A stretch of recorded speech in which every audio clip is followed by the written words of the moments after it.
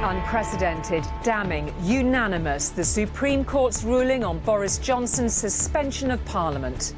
The Prime Minister's advice to Her Majesty was unlawful, void and of no effect. Parliament has not been prorogued. There were cheers from the supporters of the case in the rain. Across the Atlantic, as he now gets ready to fly into a political storm, Johnson rejected the ruling. I don't think that it's right, but we will go ahead and, of course, Parliament will come back. But at the Labour conference, just one conclusion. This unelected Prime Minister should now resign. So in just 13 hours' time, MPs will be back here. Of all the crunch days, this was truly one for the history books. The Supreme Court saying the PM broke the law. Well, this evening we've learned Boris Johnson made a phone call to the Queen, though no details yet on whether he apologised. So what on earth happens next? Robert will be here. And on top of all that, as Parliament resumes and an election looms, Corbyn brings forward his big pitch to be the next PM. Yet more political drama stateside. Democrats on the brink of launching an impeachment inquiry into Donald Trump. The great repatriation of Thomas Cook passengers as pressures grow on the bosses who took bonuses. And Harry and Meghan in Cape Town promoting the benefits of the beach for mental health. The sea, of which they've been terrified of most of their lives, and now they can swim, they can surf, and then everything else that comes with that, with mental health and the positives of that. It's incredible.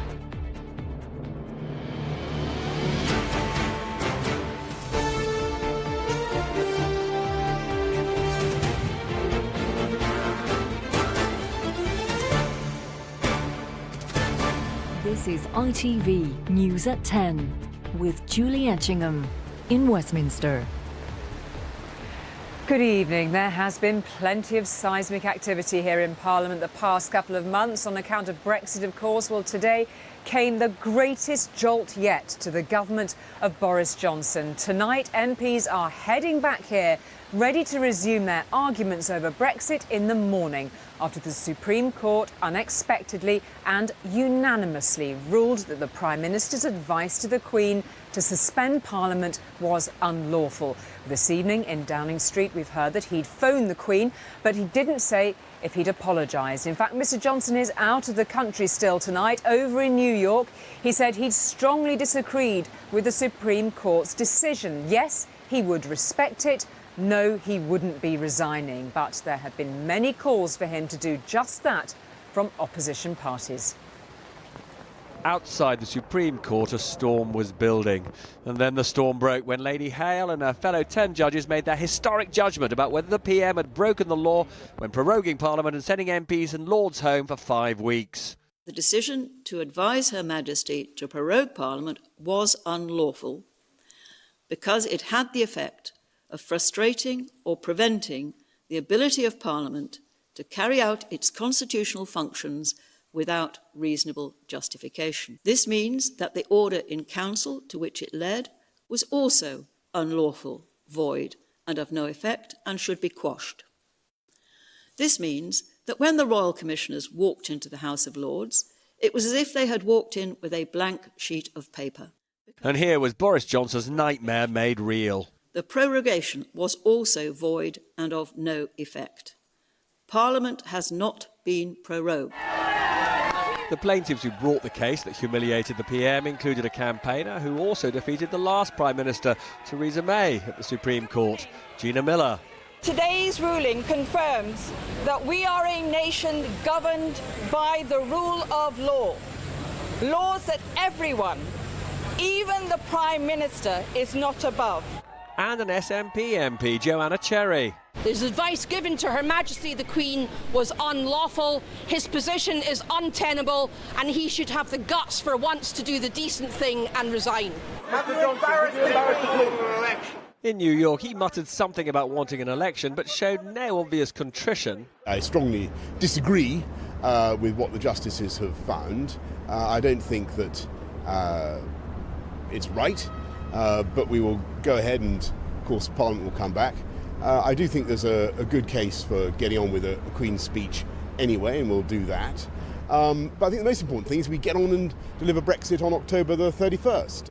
But Boris Johnson doesn't have the numbers in Parliament to govern, and the Speaker of the House of Commons, John Bercow, said that MPs who are bossing Boris Johnson will be back at work within hours. I've instructed the House authorities to undertake such steps as are necessary to ensure that the House of Commons sits tomorrow and that it does so at 11:30 a.m.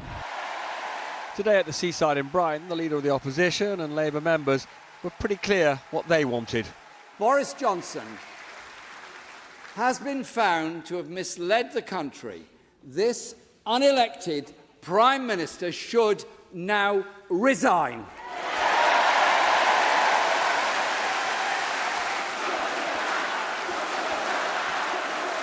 Johnson, he thinks he's above us all. He's part of an elite that disdains democracy. I tell you this, I don't think he's fit to be Prime Minister. So what's Corbyn's plan?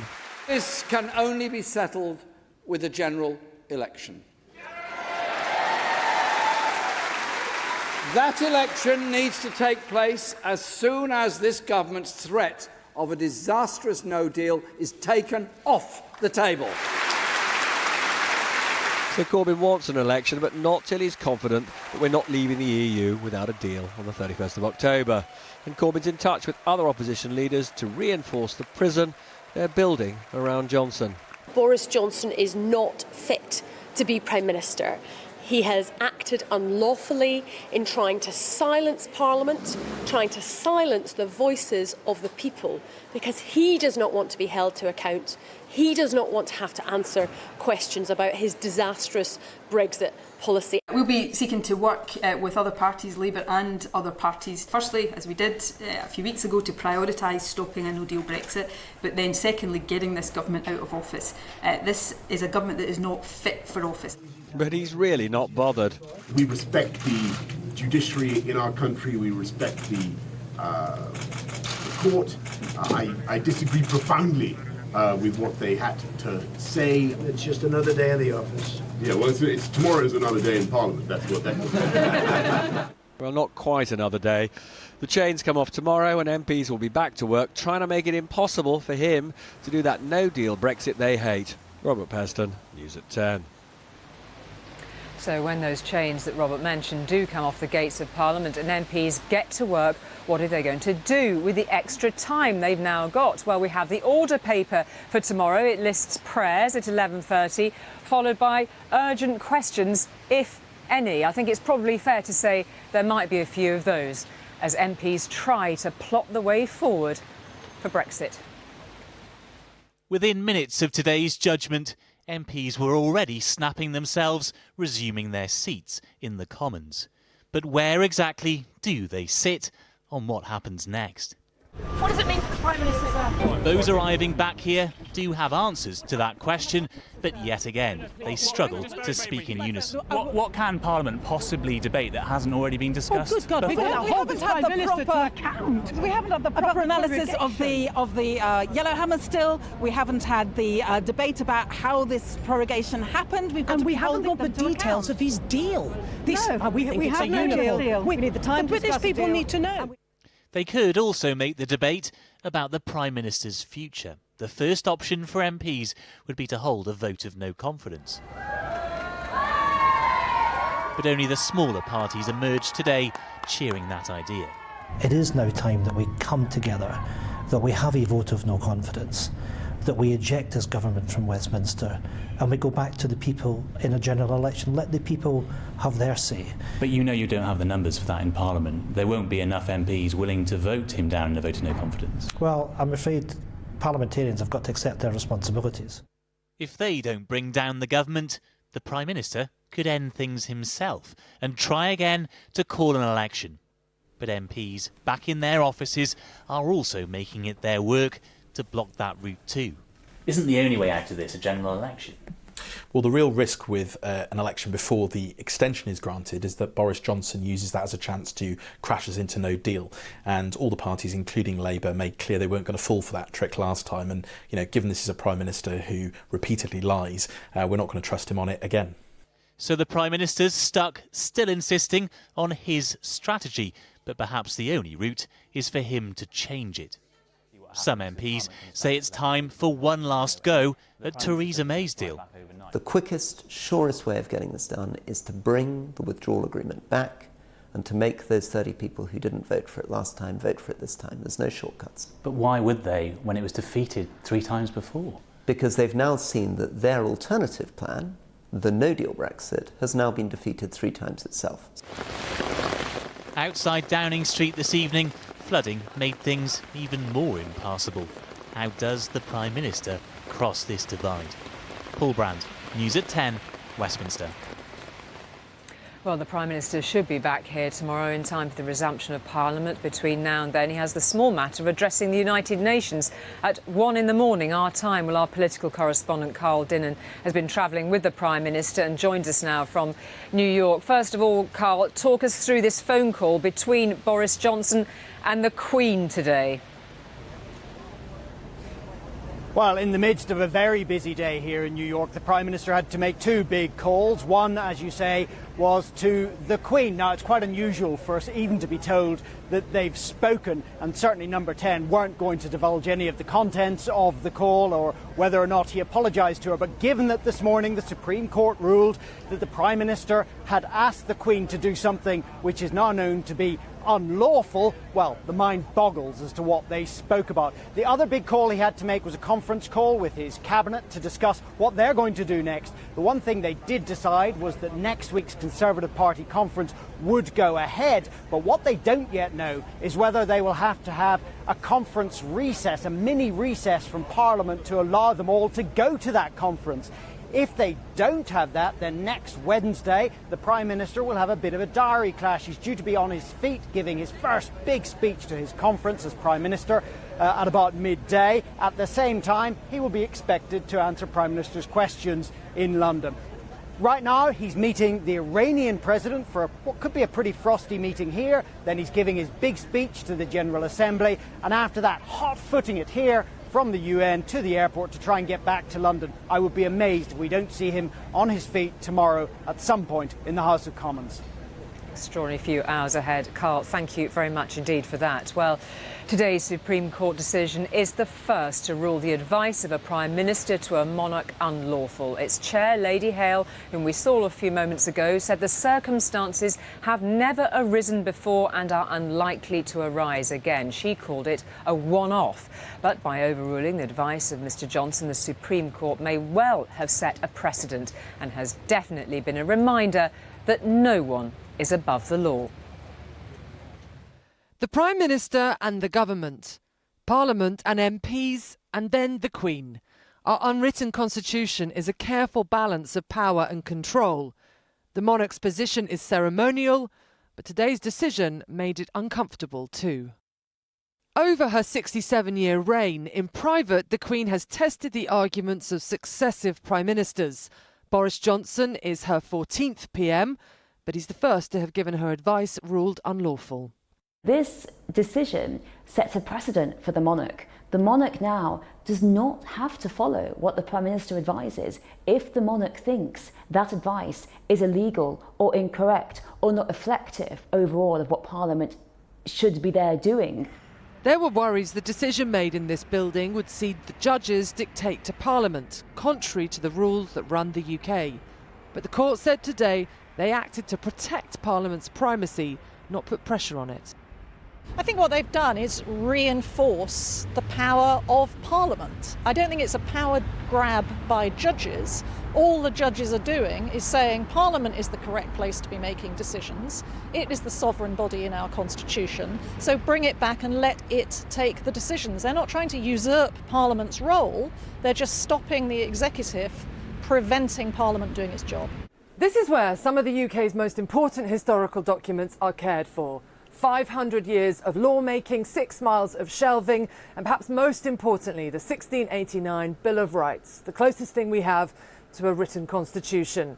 Today, the Supreme Court's job was to uphold the spirit of this place, but they have created a new precedent.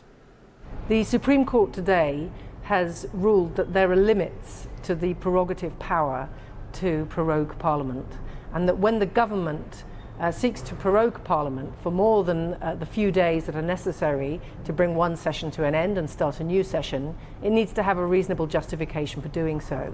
And in particular, it's unlawful for the government to prorogue Parliament in such a way that prevents Parliament from scrutinising the government's actions or from legislating without a proper excuse, a proper justification for doing so. The Queen learnt her constitution from historian Walter Bagehot, who described the UK as a republic hidden in the folds of monarchy. This evening, that's still true. It's just future monarchs may have even more questions to ask of their prime ministers. Allegra Stratton, News at 10.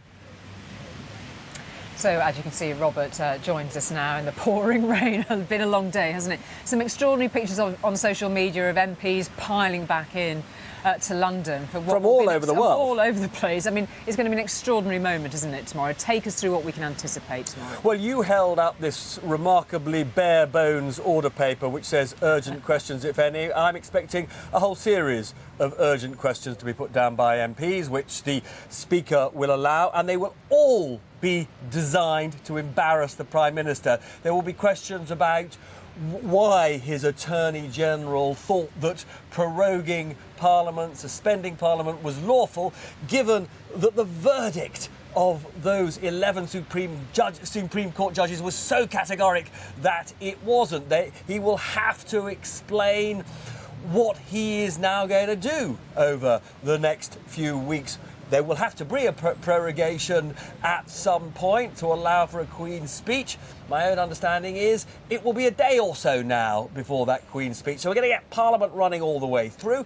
He's going to be asked to talk about those famous talks with the EU, which the EU say aren't really happening, and he claims are happening. And then there'll be attempts to force him to disclose more information about no-deal planning, since MPs do not believe that the Yellowhammer document that is all about no-deal planning is the whole story. He will be put on the spot. And then there's one other thing which is absolutely central to what he wants to do. He wants to get his message out to the country. He wants a Tory conference on Monday or Tuesday of next week, so he will try and get a brief holiday, a brief recess. MPs tell me they will not give that to him because they feel they've been abused by him and they don't see why they should do him any favours. And those who will be voting against him include Tory rebels. So he will struggle to get his Tory conference on Monday and Tuesday of next week. Meanwhile, the whole of the country looks on and wonders what this means for Brexit. Is there an election? Where does this actually leave us and where does it move us to? So for me, the other really important element of the Supreme Court judgment, quite apart from the fact that it said repeatedly that he had breached the rules, engaged in unlawful acts, is it made clear, the judgment, that the Supreme Court is on the side of MPs. And there were even references to this law that was passed against the Prime Minister's wishes to force him to delay Brexit on October the 31st. And what I read into that was that if he tries to get out of what that law tells him to do, which is to go cap in hand to the EU to ask for a delay, the judges will again rule that behaviour unlawful. So he is now captive to MPs. We've never seen anything like this, actually, certainly not in modern times. A Prime Minister so weak but unable to call a general election. OK, Robert, we'll talk to you again later. Thank you very much indeed for the moment for that. Well, after this morning's Supreme Court decision, there was a danger, of course, that events would overtake the Labour Party conference in Brighton. Indeed, Jeremy Corbyn brought forward his speech to this afternoon. As we heard just a few moments ago, he called for the Prime Minister's resignation, but he also had a string of pre-election policies to announce. Among them, a promise to undercut the prices charged by the big drugs companies to supply the NHS. He wants to set up a publicly owned manufacturer of cheaper, non-branded drugs. The leader of the Labour Party and the future Prime Minister, Jeremy Corbyn. The Labour conference this afternoon singing a familiar tune. but the leader with a hastily rewritten script and a promise not to let the Prime Minister off the hook. His is a born-to-rule government of the entitled, who believe that the rules they set for everyone else don't apply to them.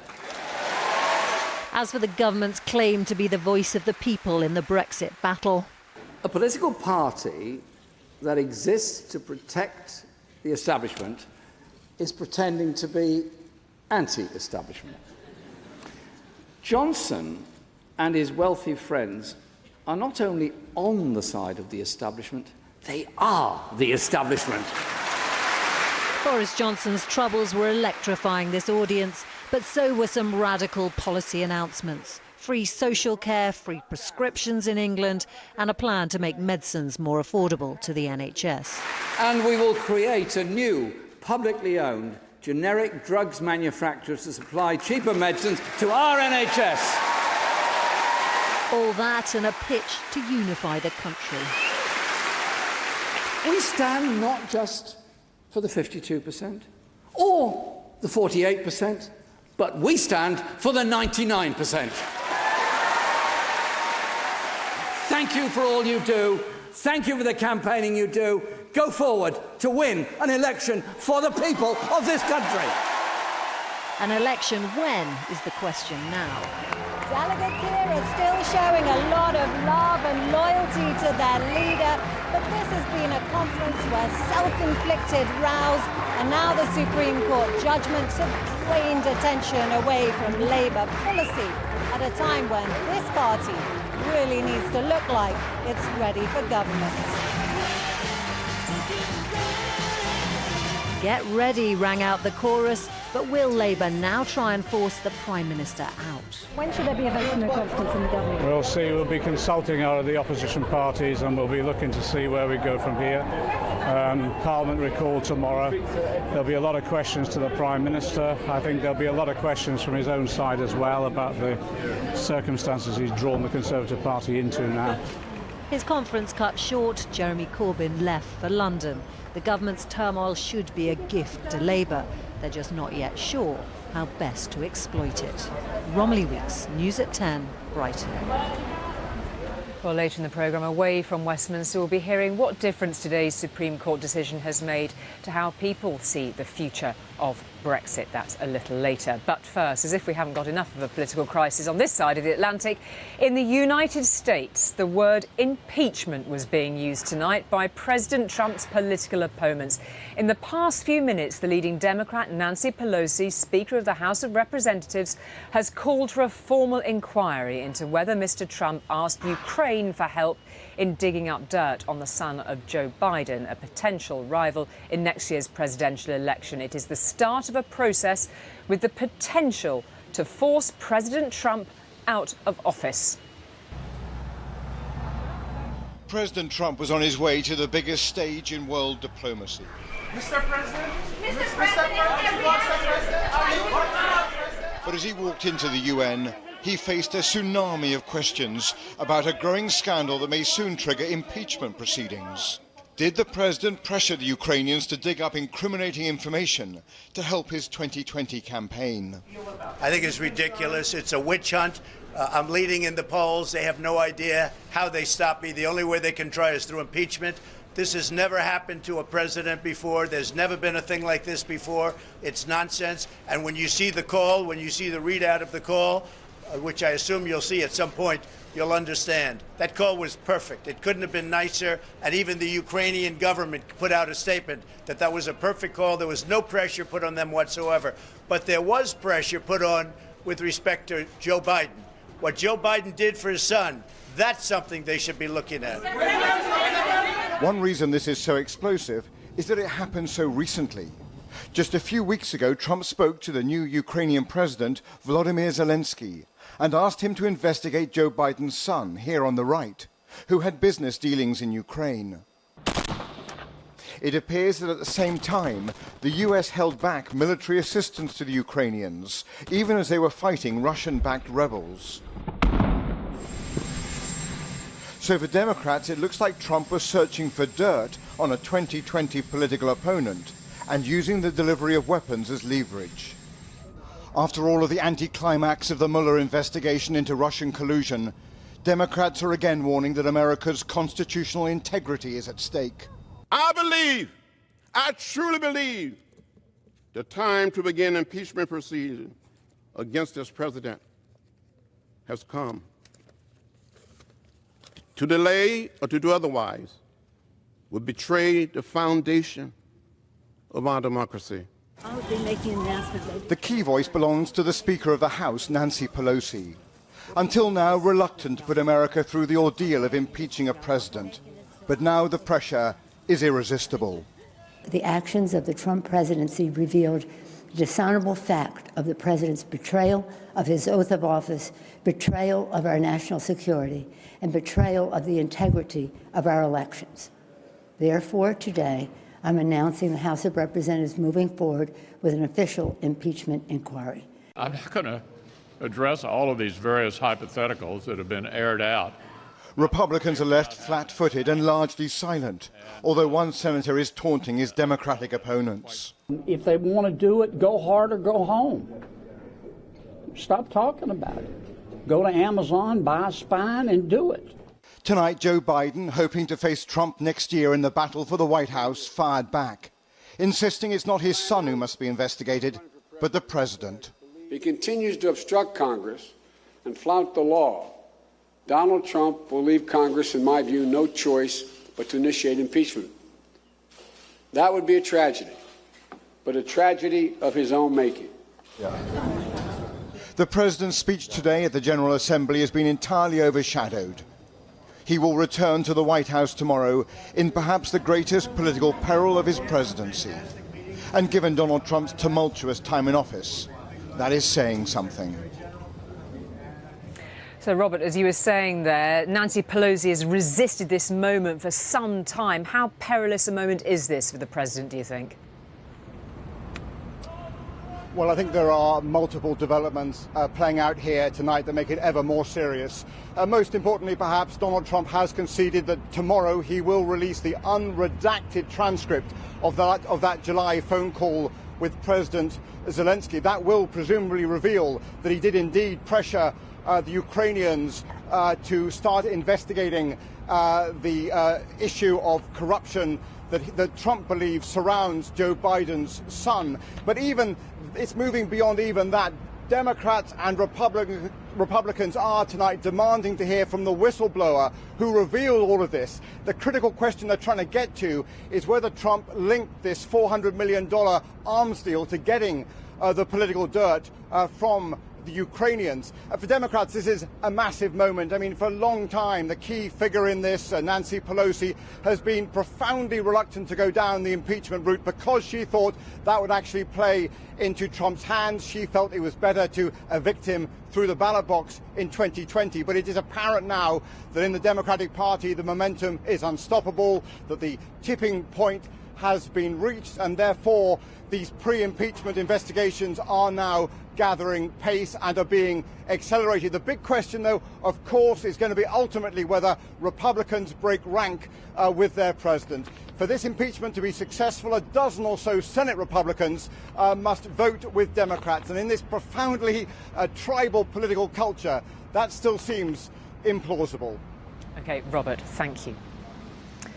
Well, all the inquiries in the world won't now save the holidays of Thomas Cook passengers and the jobs of the company's staff. But nonetheless, the government has asked the official receiver to speed up what it's doing into the holiday company, partly in an attempt to see what its bosses did wrong and whether they paid themselves too much as the company was drowning in debt.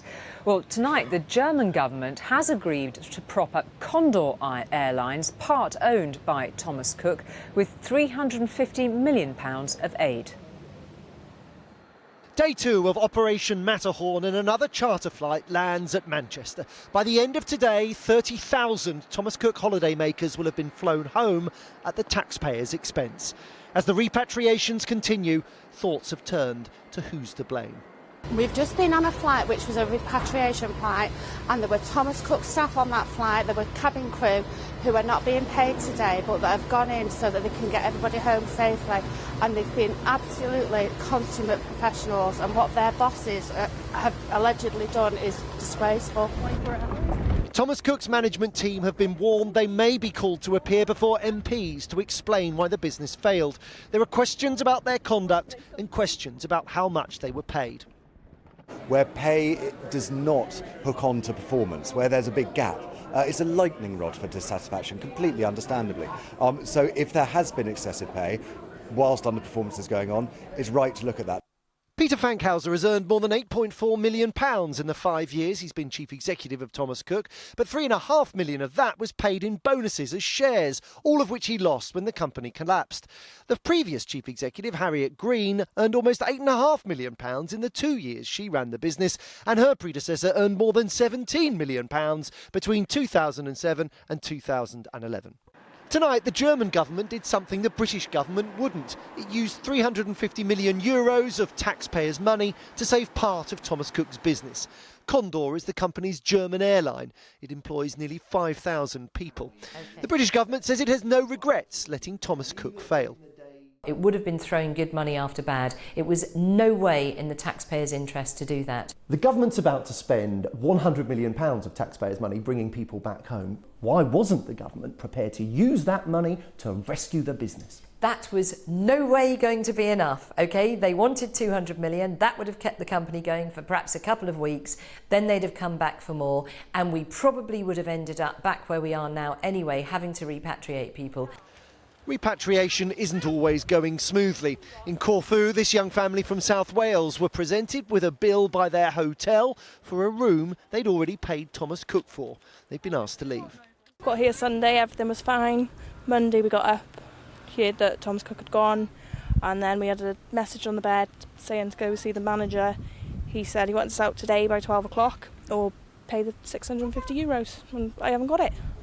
At Mallorca Airport this evening, the queues are orderly, but elsewhere there are many reports of hotels owed money by Thomas Cook evicting customers. They're supposed to be atoll protected, but the message isn't always getting through. Joel Hills, News at 10. Now, the surfing beaches of South Africa offer a good chance to get away from it all, but it's not just good for people on holiday there, as Harry and Meghan made clear today on their African tour. Escaping to the beach and enjoying the water can help with the mental health of troubled teenagers in South Africa living tough township lives. A beach where the Atlantic meets the Indian Ocean you'd think would be the perfect playground for Cape Town's children. But Harry and Meghan came here to see those who don't get a childhood. Because as you drive to the beach, you see the townships they come from, where Harry knows there isn't much time for play. You've got tin huts with all of these kids with nothing, and they're bringing them together, and the sea, of which they've been terrified of most of their lives, and now they can swim, they can surf, and then everything else that comes with that, with mental health and the positives of that. It's incredible. It's why the full Sussex support was given today to the charity Waves for Change, who give those from the townships a brief moment of escape at the beach. Meghan said the focus on children's mental health here is something the whole world can learn from. It's just getting people to talk about it and talk to each other, right? And you see that no matter where you are in the world, and that can apply to being here, certainly can apply to being in London, LA, it doesn't matter where you are, we're all sort of trying to power through and find some optimism. And you can find that optimism when you speak to the young volunteers who give the township children a little time away from their troubles. That feeling makes them feel way better than what they feel like 90% of the time at home or at school.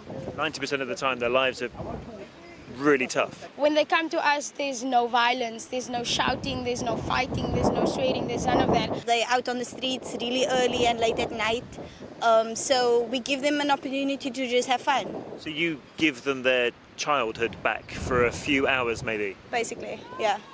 And so for 2 days, this royal tour has deliberately drawn attention to the townships, the crime and the violence against women. Even on a public holiday here today, that was on the minds of some in the crowds. Cape Town is a city of extremes, and yes, Harry and Meghan have focused a lot on South Africa's problems, but there's a lot to celebrate here too. This is Cape Town's colourful Bo-Kaap district, musical, multicultural and multiracial. There is progress in South Africa, but nowhere near at the pace the people need. Chris Ship, News at 10, Cape Town. So at the end of another landmark day in the history of British politics, the Supreme Court ruling and what it means for Brexit is beginning to sink in across the country. The court's decision has certainly changed things, but in many places away from here, there is still frustration with the politicians rather than the judges. This court has already concluded that the Prime Minister's advice to Her Majesty was unlawful, void and of no effect. Those in the Westminster Village might have been glued to every word of today's ruling, but out in real villages and towns like Keynsham near Bristol, the truth is people generally weren't following every twist and turn of this saga. Mention the B word on the high street here, or frankly any in the country, and most people simply roll their eyes. The trouble is that Parliament, unfortunately, I don't think the left hand knows what the right hand's doing. And when one decision is made by one person, it then gets countered by somebody else. Goodness knows what's going to happen, because I'm not a politician, so I don't know who's going to wangle what next. Well, I don't think it's going to be good. Helen Godfrey runs a health food deli serving this community in northeast Somerset, which experts estimate voted 52% to leave, mirroring the national vote exactly. Her MP might be hardline Brexiter Jacob Rees-Mogg, but Helen is less convinced leaving is a good idea. I'd say whatever way people voted or whatever way people feel today, I think we just need to get a decision made and move on. Because I don't think he would have acted legally personally, but I don't know enough about politics. Has it divided your family and friends? It certainly divided our family. Really? Yeah. So heated discussions? Very heated, very heated in our family. At the grounded coffee shop, I find Barbara and Liz having a chat over a cappuccino. Liz voted to remain, Barbara voted to leave, but both are still digesting today's news. I just feel it's like a big turmoil. The whole system seems to be falling down around us. I don't know what to think next, to be honest. I was surprised, very surprised, because I thought he knew what he was doing. Keynsham is pretty typical of towns around the country where friendships and families have been strained by differing opinions on Brexit. Today's Supreme Court ruling not only adds to the uncertainty, but also to the one theme that is uniting people here, a disdain for the political class in London. Dan Rivers, News at 10, Keynsham. Robert, back with me now. Your thoughts on the magnitude of what we've witnessed again today, but this was truly historic. So look, we've been saying all night that there is no precedent for a Prime Minister unlawfully trying to stop MPs over there from doing their job, misleading the monarchy in the process. And the way I capture the magnitude of this is that when I talk to Tory former ministers, they say at any point in history, up to now, a Prime Minister would have resigned after this humiliation. No chance of the current Prime Minister doing that. So what next? Jeremy Corbyn said, and I agree with him, that there's no way to stop the paralysis in that place without a general election. But for him and for other opposition leaders, they've got a different game afoot.